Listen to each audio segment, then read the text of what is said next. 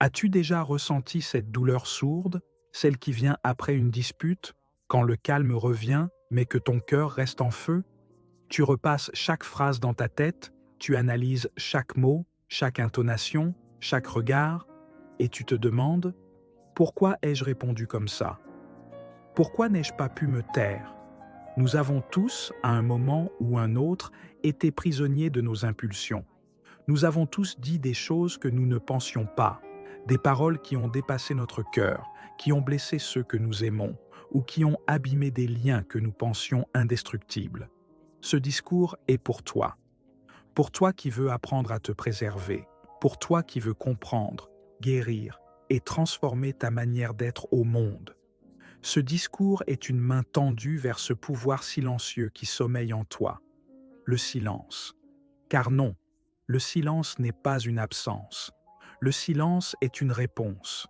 Le silence est un refuge. Le silence est un langage.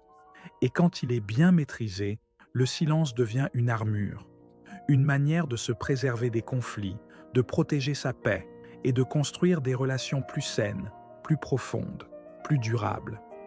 Ce que tu t'apprêtes à entendre va te bouleverser, te secouer, mais aussi t'apaiser, parce que c'est un voyage de transformation, un voyage vers toi, le bruit des conflits, une guerre que l'on mène en soi. Il y a des conflits que l'on croit extérieurs, mais qui résonnent profondément à l'intérieur de nous. Des désaccords avec un collègue, une dispute avec un proche, une tension avec un inconnu, et pourtant, souvent, le véritable champ de bataille n'est pas l'autre, c'est nous. Notre ego, nos blessures non guéries, notre besoin de reconnaissance, notre peur d'être rejeté. Quand quelqu'un nous attaque, ce n'est pas seulement ce qu'il dit qui nous blesse, c'est ce que cela réveille en nous, une vieille insécurité, une ancienne douleur, une peur enfouie. Et dans cette tempête émotionnelle, notre réflexe est souvent de répondre, de nous défendre, de riposter. Par des mots, par des cris, par des reproches. Nous croyons que c'est ainsi que l'on affirme notre place, notre valeur, notre vérité. Mais chaque mot ajouté à une tempête ne fait que l'alimenter. Chaque mot précipité devient une étincelle de plus dans un feu déjà ardent. Chaque mot mal posé est une brique de plus entre nous et l'autre. Ce que nous devons apprendre, c'est que la force ne réside pas toujours dans la parole. Parfois, elle réside dans la retenue, le silence. Non pas une fuite, mais une maîtrise. On confond souvent silence avec soumission. On pense que se taire, c'est accepter l'inacceptable. Mais il y a un silence qui n'est pas une fuite. C'est le silence choisi, le silence conscient, le silence maîtrisé. C'est ce silence-là que nous allons apprendre à cultiver. Celui qui dit « Je choisis de ne pas réagir dans l'instant parce que je protège ma paix ». Celui qui dit « Je prends du recul parce que je veux comprendre et non blesser ». Celui qui dit « Je ne me tais pas parce que je suis faible, je me tais parce que je suis fort ». Ce silence-là est un art, une discipline, une forme de sagesse. Il ne s'agit pas de tout encaisser, il ne s'agit pas de se laisser écraser, il s'agit de différer la réaction, de s'offrir un espace intérieur pour répondre avec conscience plutôt qu'avec impulsion. C'est dans ce silence que naît la clarté. C'est dans ce silence que nous trouvons la réponse juste, celle qui apaise plutôt que de nourrir le feu. Des exemples concrets, quand le silence m'a sauvé. Je me souviens de ce jour où un ami très proche m'a reproché une parole que je n'avais jamais dite. Il était convaincu, il était blessé, il criait. Mon réflexe aurait été de hurler à mon tour. « Tu te trompes, ce n'est pas moi, tu inventes un exclamation marque. » Mais ce jour-là, quelque chose en moi m'a dit « Tais-toi, laisse-le vider sa colère, laisse la tempête passer. » Je me suis tu, j'ai écouté et j'ai observé. Et quelques minutes plus tard, il s'est effondré en larmes. Il m'a avoué que ce n'était pas de moi qu'il parlait, mais de son père, que j'avais ravivé en lui une douleur ancienne, non exprimée. Si j'avais répondu avec violence, nous serions encore brouillés aujourd'hui. Mais le silence m'a sauvé, et il nous a réunis. Autre situation, en réunion professionnelle, Un collègue m'accuse injustement devant tout le monde. Mes joues brûlent, ma gorge se serre.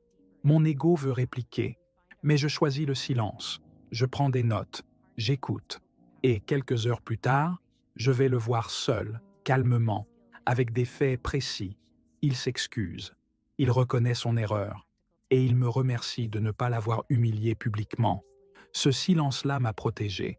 Ce silence-là a sauvé ma dignité et renforcé notre lien.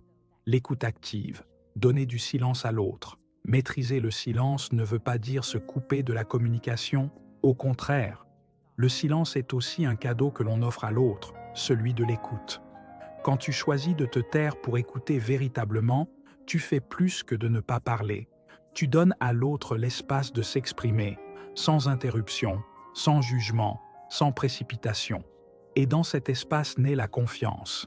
L'écoute active, ce n'est pas attendre que l'autre ait fini pour parler à ton tour. C'est plonger dans ses mots, ses émotions, ses silences. C'est entendre ce qu'il dit, mais aussi ce qu'il ne dit pas. Dans un conflit, pratiquer l'écoute active, c'est désarmer l'hostilité.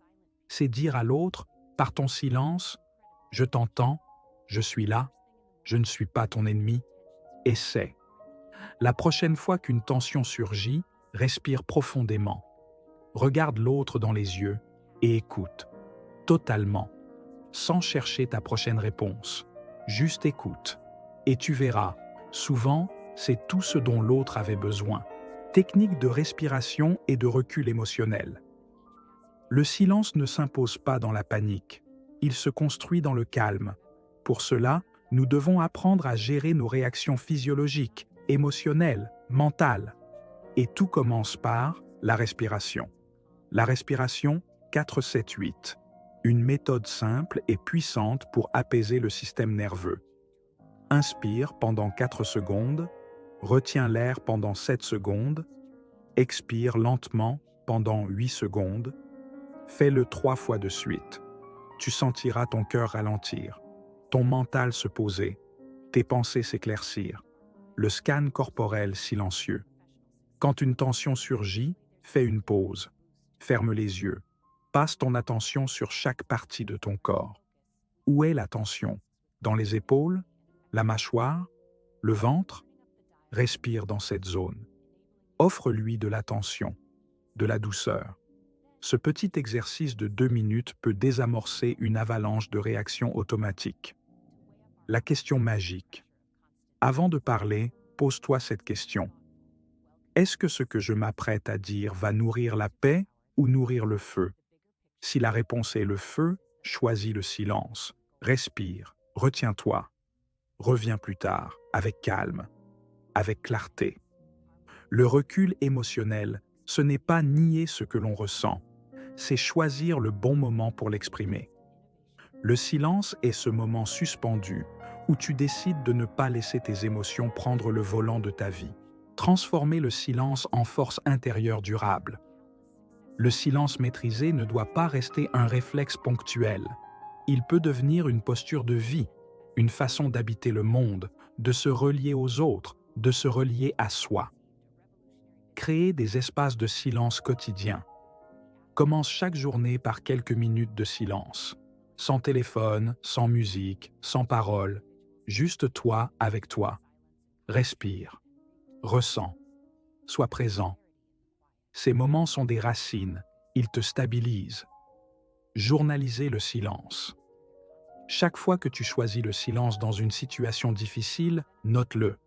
Décris ce que tu as ressenti, ce que tu as évité, ce que tu as gagné. Avec le temps, tu verras un chemin se tracer. Tu verras que tu changes, que tu grandis. Méditer pour entretenir la clarté. Méditer n'est pas fuir le monde, c'est te donner un espace pour mieux y revenir. La méditation régulière t'aide à mieux discerner tes émotions, à mieux gérer ton énergie, à rester centré dans les tempêtes, célébrer ta paix. Chaque conflit évité, chaque mot retenu, chaque silence posé avec amour est une victoire. Ne minimise pas ces instants, célèbre-les. Honore ton courage, honore ta sagesse. Car maîtriser le silence, c'est devenir un artisan de paix. Et la paix, c'est la plus grande des forces. Conclusion. Le dernier mot est un silence. Le silence ne t'éloigne pas des autres. Il t'en rapproche.